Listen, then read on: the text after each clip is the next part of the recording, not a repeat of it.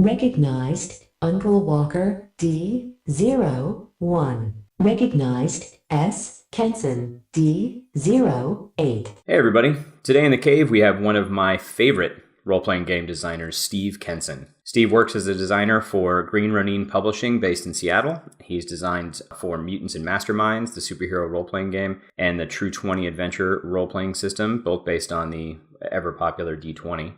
He also designed and published the Icons superpowered role-playing game, and in many ways, Steve has written the book or multiple books on telling your own stories in superhero worlds. So, Steve, it is an absolute honor to have you. Welcome to the cave. Thanks, Rich. It's my pleasure. Before we begin, I want to remind everyone that our discussion episodes are unlimited for our guests, and they will draw on anything and everything related to Young Justice, including both seasons of the series, the comics, the video game. If you've not seen, read, played, or all of the above, all the material and are spoiler wary, consider this your warning. And with all that, let's dive in. I touched on a few things in the intro, Steve, about what you've done in the industry, but tell us a little bit more about who you are, what you've done, and what you're doing. Well, like you said, I primarily work as a staff designer for Green Ronin. I've been doing that for a few years now. I started on with Green Ronin as a freelancer, came on board as a full-time staff member to develop the second edition of Mutants and Masterminds. Right. After that took off, worked as M&M developer for a few years, and then stepped down from development to focus more on doing design work. So now I primarily do writing and design for Green Ronin on M&M and various other products. I also run my own imprint at Infinitum Adventures, where I do stuff for Icons as sort of a side project, and occasionally still find some time to freelance and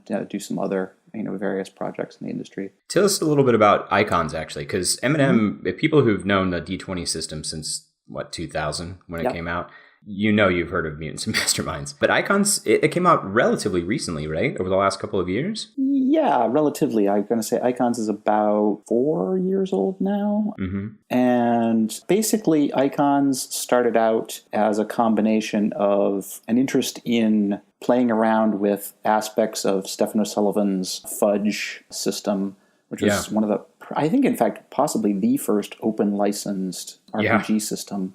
I think you're right. That was out there. And playing around with elements of that and some of the similarities that it bore to the old Marvel Superheroes system from TSR. Yeah, which is enjoying a bit of a resurgence, it seems. I keep seeing articles left and right, people calling back to that nostalgia. For sure. Yeah, and I was a big fan of it back in the day. Me too, actually. Yeah. I was a big Champions and Hero System guy from back in the day, and but Marvel Superheroes came out just after that as well, and oh my gosh, it was like a field day for superhero RPGs. I loved it. And I wanted to experiment with the notion of random character creation, which was a big aspect of both Marvel Superheroes. It was a big aspect of Villains and Vigilantes, which was my first superhero RPG. Yeah, I was going to ask you about that. Yeah, V&V, which also had a big resurgence, actually. Yes, new editions in the works, as a matter of fact. That's right. Jeff D is working on that right now. So, yeah. And so I wanted to play around with those notions, and I, sort of tinkered with the system design in my spare time. And then there was an interest in publishing the system. And so, that, kind of focused my efforts, and I pulled it all together, published an initial edition under Adamant Entertainment, Gareth Skarka, and then later took it over from Adamant and did the assembled edition book in cooperation with Green Ronin, who printed and distributed it. Nice. Awesome. So you've clearly had a lot of experience with superhero role-playing games. Yeah, some people say I have a problem. I don't consider that a problem at all. No problem at all. Seriously, if your first system was V&V back in the day, that's you and I have some similar backgrounds here, and I love it. But bringing it to a little bit more modern day and kind of the focus of the show, obviously. So, what was your history with comics before then? And when did you first watch Young Justice? Like, were you a Marvel fan, a DC fan? Do you just read all comics like I did? And then how did you get introduced to Young Justice as a series? Well, I got introduced to Young Justice when it first came on regular broadcast, cable television. Yeah. And watched it then.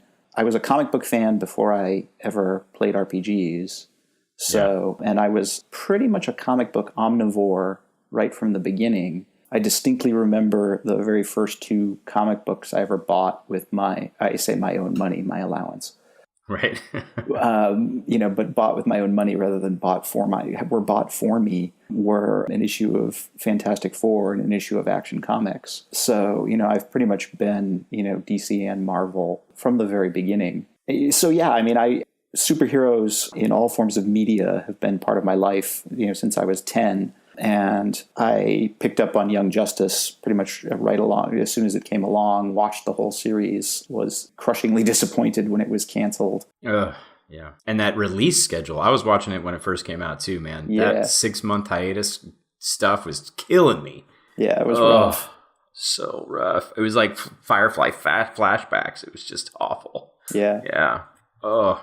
So you talked a little bit about that. You talked about like your comics fandom, but of the DC and Marvel even too, like comics that you read when you were younger, what did you pick up? Like what characters jumped out at you? Do you have a history with Titans before Young Justice? Oh yeah, actually I was just going to say, well, it really went back to when I first started getting into comics was right when the new Teen Titans series started. Wolfman and Perez? Yep. Yeah, and baby. so I basically started reading that series from issue 1. Or I should say I started reading that series from DC Comics Presents when they did the initial 16-page preview insert comic. And so I started reading the book right from that point and, pretty much read the entire series until it, eventually got canceled. So yeah, it was a big influence. It was that and X-Men, were the 2 big influential books. I was a big fan of a lot of comics. Legion of Superheroes was way up there. Hey, that's what I learned how to read on. Yeah. My brother used to get Superboy and the Legion, and I literally sat in my room. He wouldn't let me out of the room until I could tell him what the plot was instead of looking at all the pictures. Yeah. Huge Legion fan myself. That's fantastic. Yeah. Yeah, it's still like hugely embarrassing that I can name like most of the Legion characters by their real names. Uh-oh. Can I test you? Yeah, sure. What is Matter Eater Lad's home planet? Bismol. Oh, there you go. Good. Where he was a senator because they draft people into politics. That's right. Dude, you just made me so happy right now. Yeah. That's right. Matter Eater Lad from the planet Bismol. Yes. Like that wasn't, yeah, exactly. It's like the comic was being written by a 15-year-old. Yeah, which at the time it was. Yeah. It was, yeah, if anybody didn't know that. Yeah, so one of the things I've talked about on the show a lot, particularly focused on Young Justice and Teen Titans, is one of the reasons why it really drew a lot of us in during that time was, I think, the same reason you were, I think you're drawn to like the X-Men and Legion, because it wasn't just about like a bunch of superheroes getting together to fight, space aliens. It was about creating a family. The X-Men were about a family and their interpersonal relationships. Titans was about, not just romantic relationships like between Dick and Corey, but like relationships as a family, right? Yep. And the same thing with Legion, really. I mean, it was a lot of teenagers, but there was a lot, more of that woven into it than you really saw in something like Justice League. Yeah. Right? Is that your experience as well? Like, yeah, I mean, that certainly was the sense of it, where groups like the Justice League were so much more business-like. Yeah, that's a good description. Yeah. The Justice League getting together on board their satellite was like a board meeting. And, the Titans, the Titans getting together at their, tower was a bunch of teenagers hanging out together. Yeah. Or like at Donna's house. Like I remember like when Donna Troy was getting married and like everybody was at the house and they're in casual clothes and hanging out. And again, we talked about that a little bit in the past, but the idea that, these characters didn't have their own series, right? So if you wanted to know what was going on with Clark, you had to read his comic. But if you read Justice League, it wasn't about Clark. It was about everybody. But the Titans, Robin didn't have his own series until Tim Drake came around. So like it gave, Wolfman and Perez this permission to dive in and explore all of these things together, which they reflect so well in Young Justice. They really clearly draw on the heart of that. Yeah, it's true. So I first heard your name back in the early D&D days because 2 of my favorite D&D supplements, probably to this day of all time, I loved them, and then it took me a while to realize that you had written both of them. So that's when your name kind of jumped out at me, and then a few years after Young Justice came out, and I realized that you were working on superhero stuff. I was checking out your website, and I saw that you had broken down, I think 6 or 7 episodes of Young Justice. 7, yeah.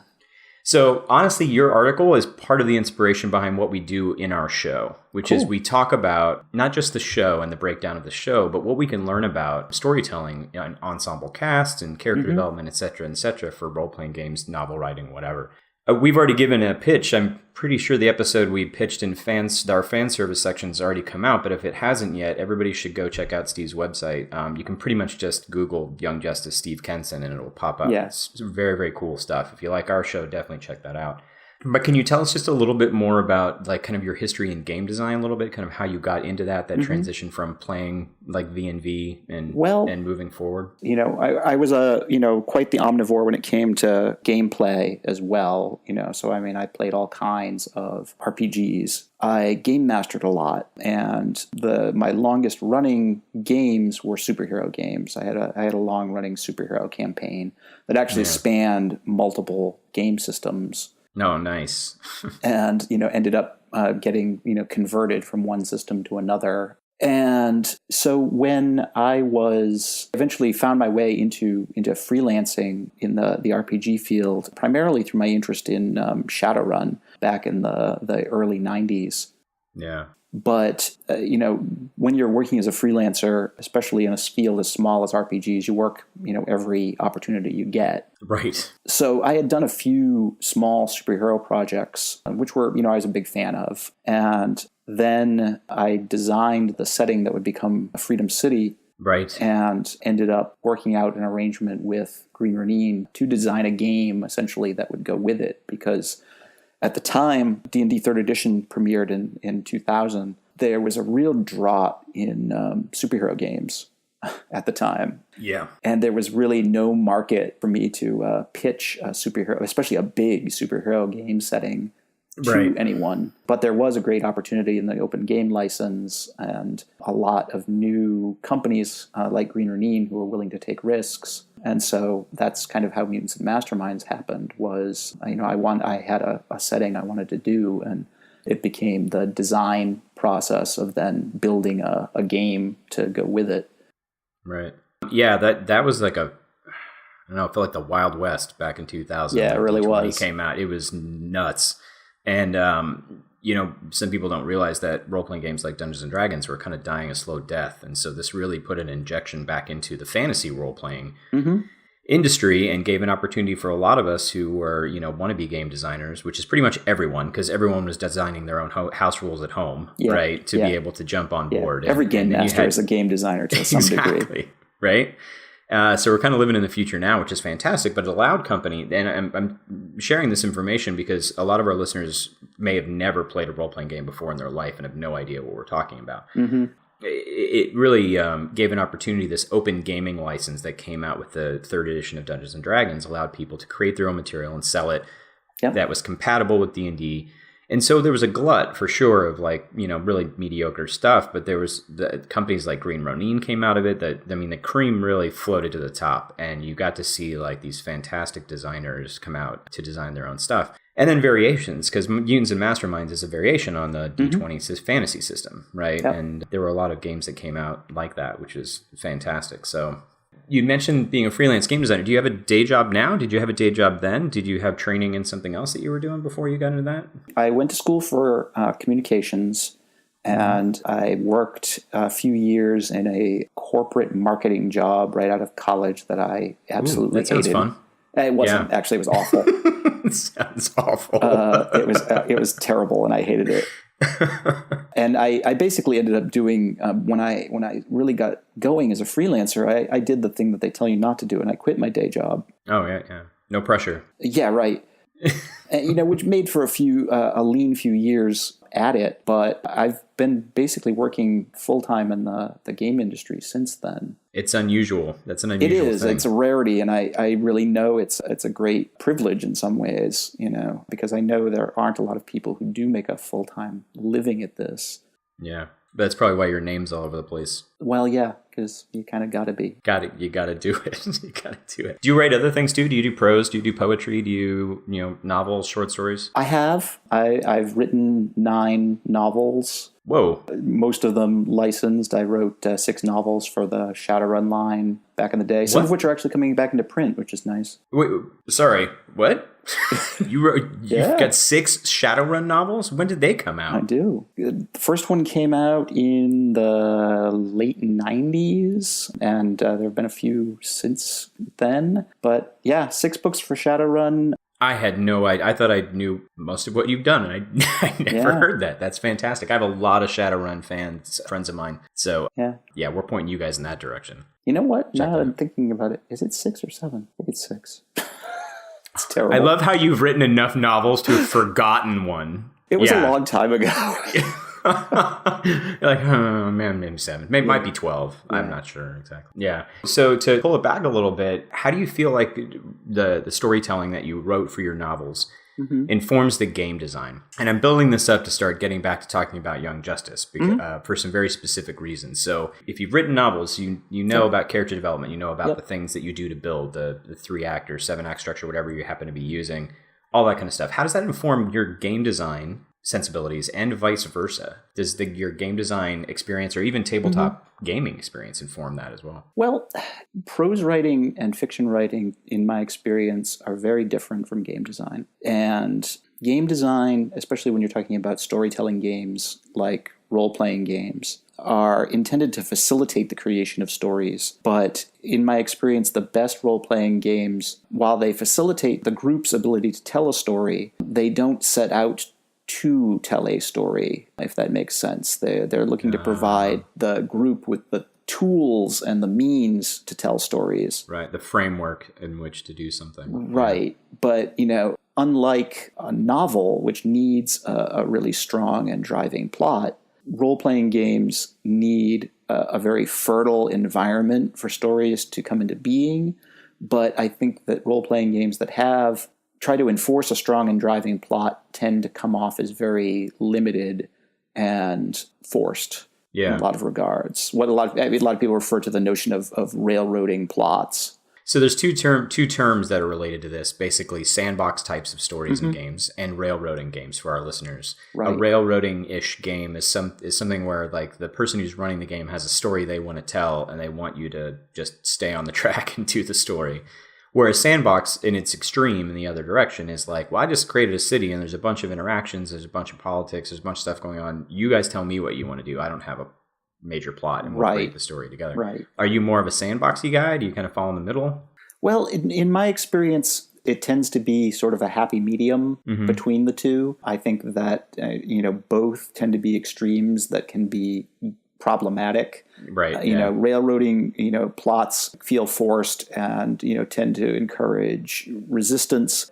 You go too far to the other extreme in the sandbox and you have vagueness and people just sort of wandering aimlessly. Lack of direction. And exactly. So, you have to sort of kind of strike a balance between those things and find ways that provide direction and motivation and coherence to the story while at the same time having openness and flexibility and a variety of options so the story can go in a lot of different directions. Because having the story unfold in interesting and unexpected ways, to me, is one of the best elements of a role-playing experience. Yeah, a friend of mine says, I'm sure he's quoting somebody else, but I think he's probably quoting Robin Laws, of course. Chances are. Good chances are high, yeah. I think it was like role-playing games, tabletop role-playing games are the only form of entertainment in which we are both the creator and the audience. Audience, yes. Yeah, that's essentially fantastic quote, right? Yeah. Because the best games that we run, even though you're running a game, you are as surprised by the outcome and entertained by the outcome as the people just participating in the game who aren't necessarily driving the plot.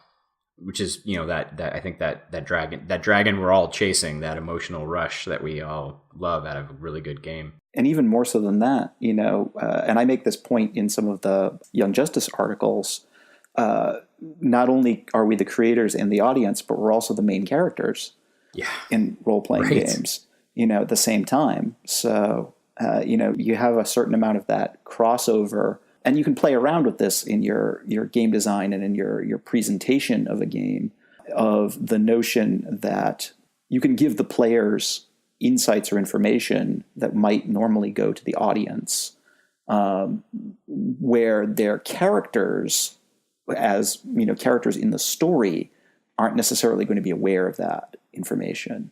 Right. Oftentimes there's a tendency in game design to compartmentalize the notion that the players shouldn't know anything that their characters wouldn't know. Right. But I think that can sometimes detract from the sort of audience aspect of the story.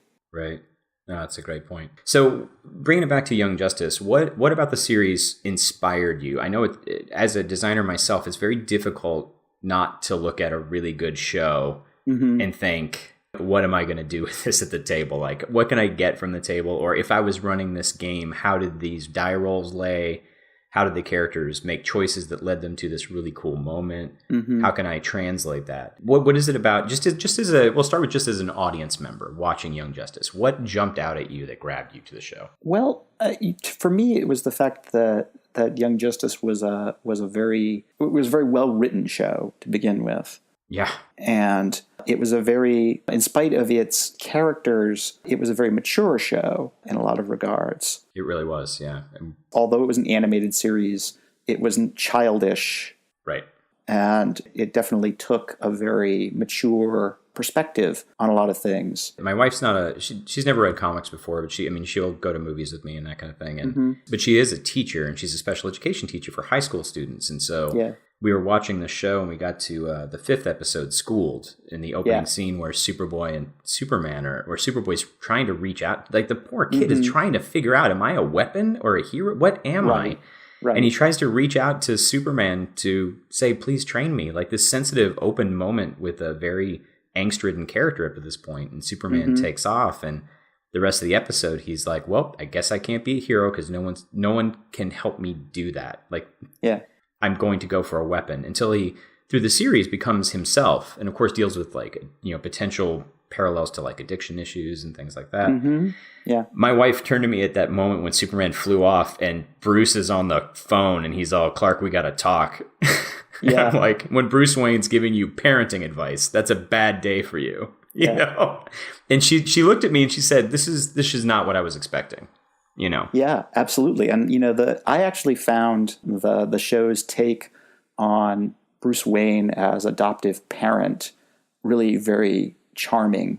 I really liked the fact that they portrayed the fact that Bruce was actually a very caring parent in a lot of ways. It's interesting. So actually it'll been a while now, but our first Secret Origins episode was a focused episode on the history of Robin. And I was chatting with one of our followers, one of our listeners, Darcy Ross, and because she's never read comics before, and she watched the series and live tweeted about it. It was amazing. But that jump between first season and second season where Dick becomes Nightwing, she was asking about what that transition was like and what that was all about. And so I was telling her about, like, the animosity that built between Dick and Bruce, and, like, the issues they had together, and that kind of thing. And then Greg Weisman jumped in on the Twitter conversation, and he said, don't make assumptions about what happened. Right. And I was like, you're not letting that go. So we got in a conversation about it, and he said basically what you just said. The idea that the fact that on animosity got, even in the Batman animated series, even got physical. Like, Dick literally punches Bruce in the face, right? And he said he's never understood why that take needed to happen. And he always had a much more, that view that we get from Bruce in that moment where Wonder Woman is sitting at the table in Young Justice and calls him out for raising Robin theoretically to, become just like him. Yeah, it's just the opposite. It's just the opposite. And that through line is so solid in a character. In addition to letting Robin make that decision on his own, like, even though Batman's pretty clear in the series, he never tells Dick, I don't want you to be Batman. He lets Dick figure that out for himself. Yeah. That's subtle storytelling, man. That is amazing stuff. So it sounds like there was a few general things, like the writing.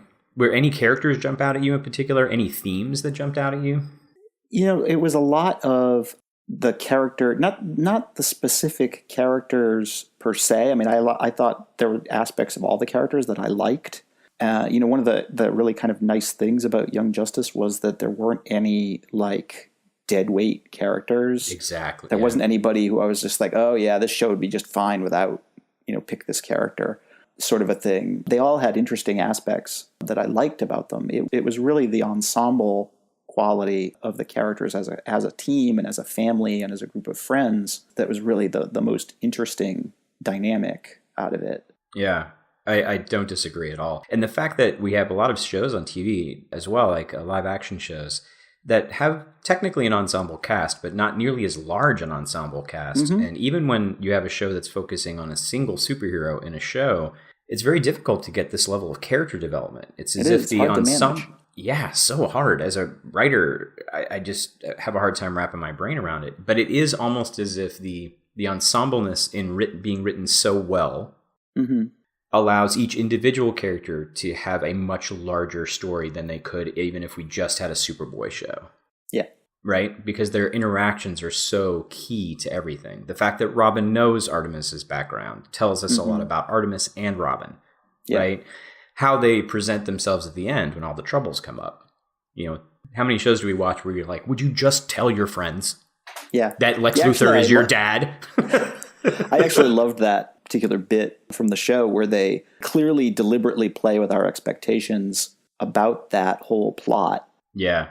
And the fact that, you know, clearly they are set it all up so, you know, their secrets are going to destroy them and all of that. They build up to that point and then they set you up with a complete reversal where they're like, no, we're actually way more mature than that. Yes, exactly. Mature is the word I was going to use. The fact that they were just so like, okay, we're doing this. And it built so much trust for the team, again, that you don't necessarily see if you have just one or two characters in a show, right? So interesting. Which also brings me to, so there's a lot of superhero RPGs in the world, particularly now, and a lot of them focus on action. When you're talking game mechanics, the first thing that pops into people's heads, you know, how are you going to fight super villains with your superpowers, right? Right. And people who have asked me questions like, who's my favorite superhero? And I tell them Dick Grayson, and they get super confused because they're like, he's just the same as Batman. Why don't you just like Batman? You know, don't get the idea that it's really not about the superpowers. You know, like, yeah, Hal Jordan's fantastic. He's got awesome powers. I love Hal. But who is the character behind the character? And since another role-playing game that you wrote, the Blue Rose role-playing game, I want you to talk about that a little bit, is really well known for its kind of literary, romantic kind of drama and focus. Can you talk a little bit about mechanics in a game? First of all, how to kind of bring that drama into a game that maybe doesn't have those mechanics, or maybe even designing the idea or thought process that goes behind designing a game with mechanics that feed into that kind of drama so that people can experience it at the table. There's such a broad range of options when it comes to that kind of thing, and there's such a broad range of approaches and just sort of preferences in terms of sort of style when it comes to those kinds of things. And fortunately, there are lots of designers who are exploring them from all kinds of different angles. Yeah. It's a golden age of like small press, like interesting mechanics right Absolutely now. Is. So Absolutely good. is. Masks is another game that's super fantastic.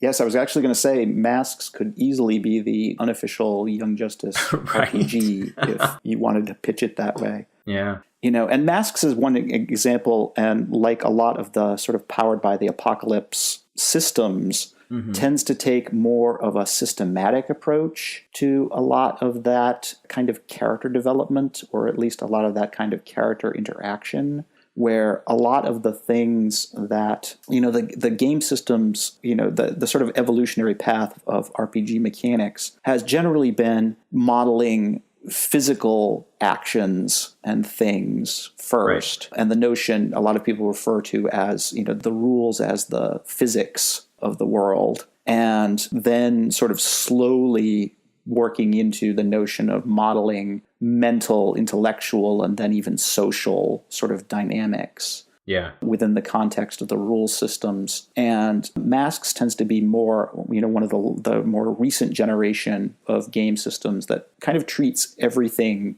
equally, in the sense that whether your character's action, because it's all within the context of a story, whether the character's action is a physical thing or is a mental thing or is a social thing, you know, it's all still essentially the same from the point of view of the game system, that, you know, you're still, you know, using the same mechanics in terms of resolving it. Whereas a game system like Mutants and Masterminds tends to put a heavier emphasis on the physical and tends to handle the social interaction with a lighter touch. There's certainly mechanics in terms of interaction skills and those kinds of things to handle, how intimidating is Batman, and those kinds of aspects. How, clever and convincing are you when you try and, lie to someone, but that tends to have a somewhat lighter approach to the sort of social dynamics of it. And, I think that there are virtues to both approaches, and a lot of it really is a matter of personal taste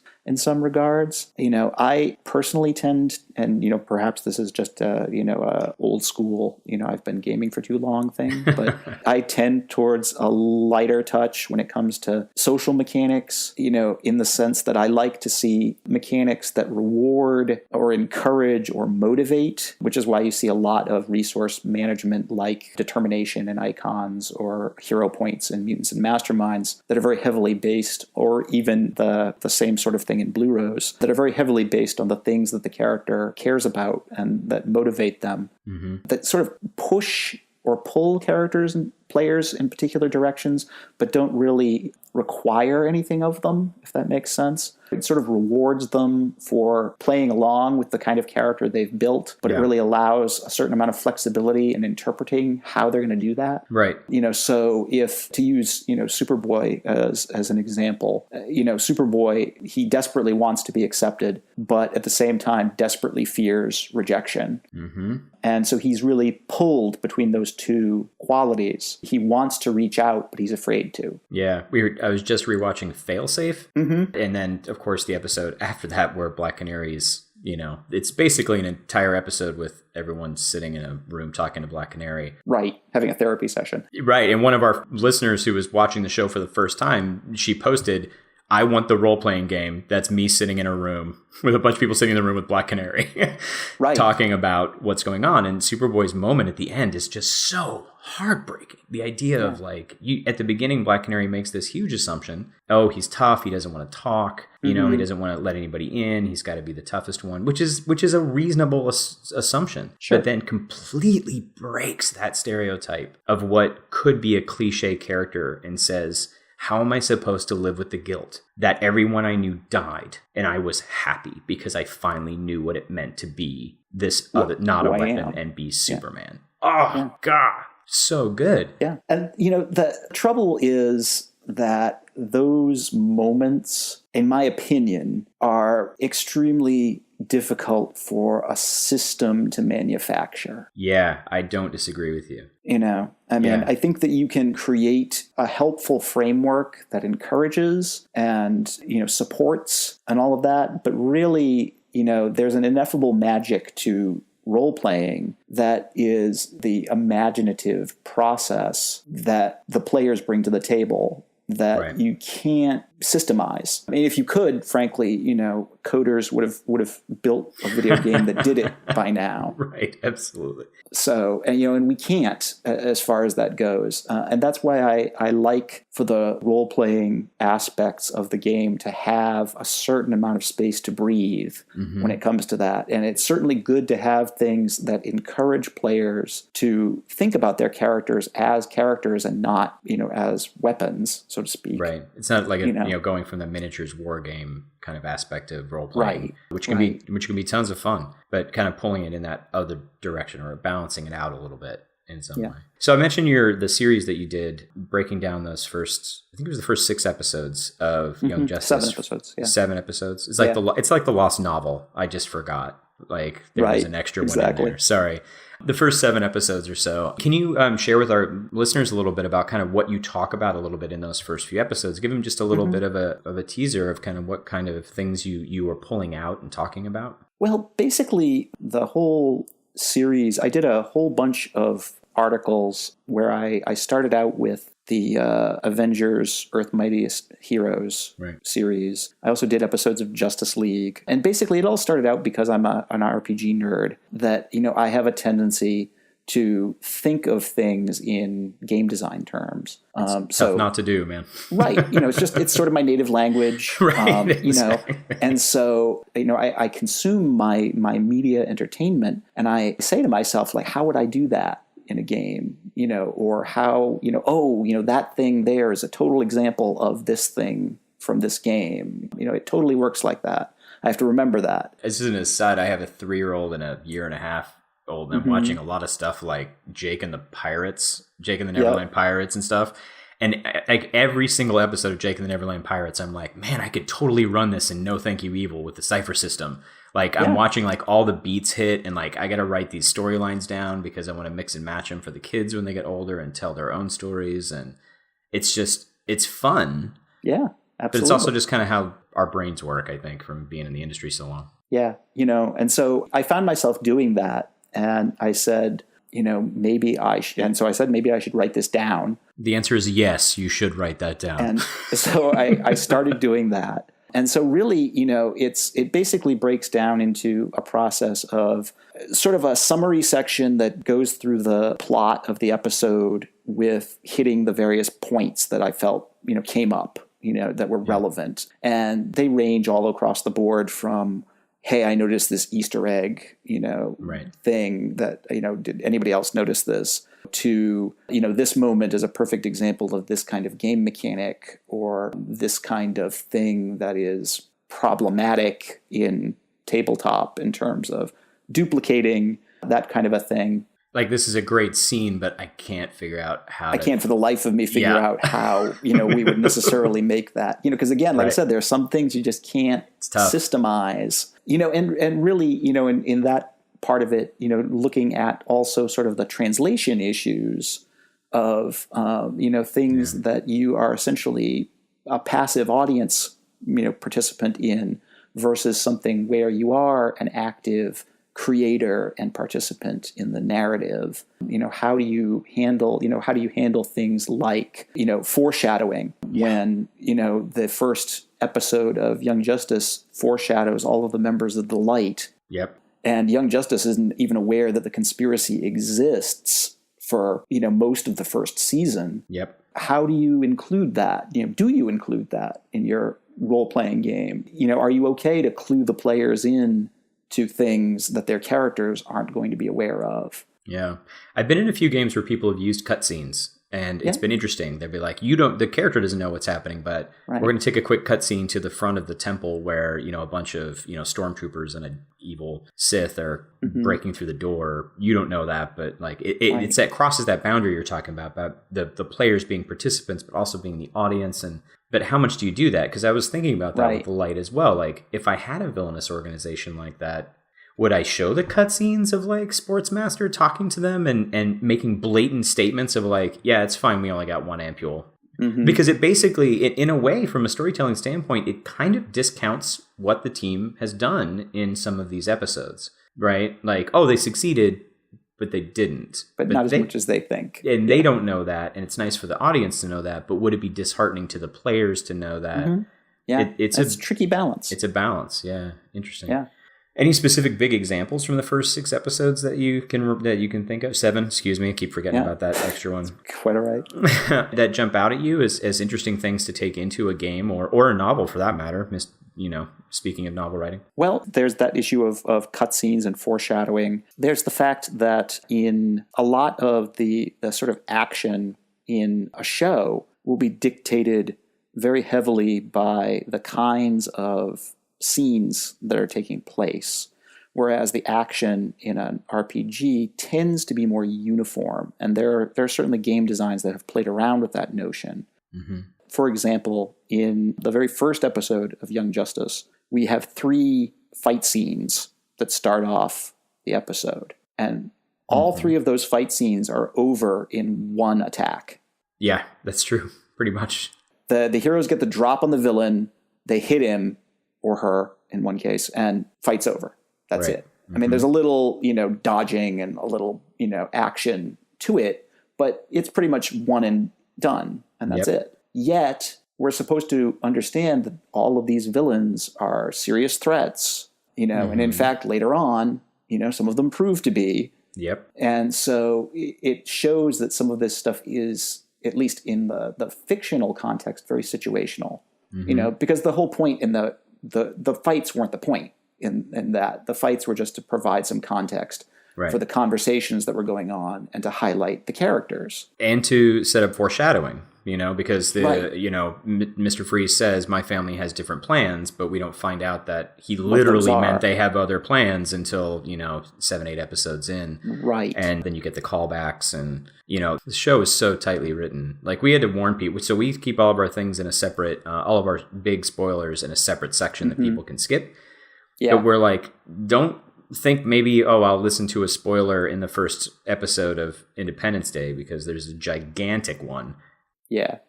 Just from a piece of dialogue somebody says that basically tells you one of the biggest things in the finale. So like it's so tightly written and presented. It is very difficult to do that in a role-playing game. It is. But it doesn't mean you can't try, or at least plant some seeds and kind of learn true. what to give and what not to give as hints, Well, it's been very accurately said that in many regards, story is something that sort of arises from role-playing games. Right. The story in many ways is not what you're telling at the table. The story is what you tell after the game is over. Yes, exactly. And what happens at the table is the process of creating that. Mm-hmm. I always think of it as like a first draft. This is a first draft of a really good story that you're telling together. Yeah. I mean, and so while you don't have the same advantage of where you're writing a novel or, any other work that has a very clear beginning and middle and end that is meant to be consumed after it's been produced, you don't have that luxury in a live game of, going back and editing, and saying, this first chapter, what I need is to drop a hint about what's going to happen in the climax. Right. Here. And, people will really enjoy that, in the process of reading the book. And they'll be like, oh, yes, he clearly, foreshadowed that. Right. You can't do that as effectively in a tabletop game. Yep. But on the other hand, the tabletop games offer you the opportunity to be more responsive and say, you know what, I'm going to now change what's going to happen and connect it back to something that happened 5 games ago and retroactively kind of insert that thing, into the process of the game because it's still an evolving thing. Right. And it's not set when you're playing it. Yeah. So they're different media in some ways and they require a different approach. Yeah, absolutely. So I have to ask you, do you remember where you were when you heard Young Justice Season 3 was renewed? I was on Twitter and I caught the announcement on there. Immediately, went to search out and verify because, we had heard lots of rumors, to that effect. And, because I hate getting people's hopes up by reposting something that's just a rumor or anything like that. So I was like, I have to track down the source of this. Mm-hmm. And I was like, wow, this is super credible. Yeah. So I was really very pleasantly surprised. Yeah. Because here's the thing, we heard as well. And then I went to Greg Weissman's Twitter page and he had just posted the day before one of his standard posts of, I do not have any control over this. I do not know what's happening. And he just posted it 24 hours before. And I'm like, okay, this is what? Maybe this isn't it. But nicely enough, Brandon Vietti and Greg have been talking to us. And so I messaged Brandon and I was like, can you please give us confirmation of this? And he's like, this is why I'm so busy right now. And I was like, oh my God, what is happening? Which is fantastic. I mean, I guess maybe, again, I'm an old school Firefly fan and, went through similar types of campaigns early on to try and see if we can get that renewed. And then, of course, that didn't end up happening. We did get a movie. So I was really hoping, and we're, of course, hoping that our show is going to be able to help build that momentum. But, man, super exciting days. So yeah, indeed. I'm really looking forward to it. Nice. Is there anything else you wanted to touch on while we're talking about Young Justice or anything else? I guess, the only other thing that springs to mind with Young Justice, and you touched upon it, talking about, just designing stuff for your kids, is that I know this is, basically play RPGs with your kids week on Drive-Thru RPG. Mm-hmm. And, I found that shows like Young Justice and just sort of the general notion of, sort of young teen hero characters being a great opportunity for parents who are interested in games or want to share their experience with games or have kids who are interested in games and want to be involved in what their kids are interested in, to kind of sit down at a table and, have some fun together. Yeah. If, family game night playing Scrabble is not your thing, then, maybe fighting some supervillains would be better, Sounds better to me. I'm terrible at Scrabble. It's still, a great opportunity to sit down and do something together as a family. That's not just, as great as, watching Young Justice together as a family, could be. That's not necessarily just sitting and watching something or sitting in front of our mobile devices. Right. And staring at screens. Right. Having that shared experience of creation together, whatever that happens to be with your kids, is an amazing experience. Absolutely. Good point. Well, thanks so much for coming and spending time with us in the cave. For me, it was a big honor for me. So thanks for coming on. Oh, absolutely. My pleasure. Where can people find you here wandering around Earth Prime? People can find me online at stevekenson.com, and that has links to all of my various other haunts, pretty much. I'm on Twitter at skenson, and Facebook and Google Plus and whatnot. And so I'm always happy to talk to people. You were out and about for sure. Yeah, indeed. Thanks so much to everyone for sharing some time with us as well. You can find us on Twitter at the YJ Files, on Facebook at facebook.com/crashingthemode, and on our website www.crashingthemode.com. If you're already a gamer, Steve Kenson is probably a household name to you. But if you've never played a tabletop RPG before and you love Young Justice and you want to tell stories of your own, please consider checking out Icons, the Assembled Edition, which is the most recent edition of that game. It is a fantastic game. Pick it up, check it out. If you enjoy our show, please consider sharing it with a friend. You can find us at Whelmed, the Young Justice Files on iTunes or your podcatcher of choice. And if you leave us a 5-star rating, it will help us stay trot and, of course, help others find the show as well. If you do leave us a rating, please let us know, especially if you're outside the U.S. We're finding people are giving some reviews outside the U.S., and we're only finding out about them because the way that iTunes is set up, it's really hard for us to find them. So let us know so we can say thanks. And even though Season 3 has been officially announced, please continue to spread the word to your friends and family. Hashtag keep binging YJ on Netflix as well. Pick up the associated comics. Get yourself up to speed for the Season 3 premiere. And as always, stay whelmed, everyone. You've been listening to Whelmed, the Young Justice Files podcast. Our computer is voiced by Madison Ray. Our theme was composed by Emily Mio. Our logo was created by Kevin Bates.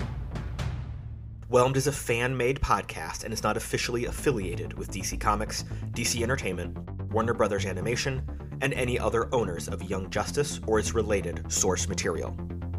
As such, these companies have sole ownership of all symbols, images, names, logos, and proprietary material related to Young Justice. Original content of this podcast is ours under Creative Commons. Thanks for listening, and stay whelmed.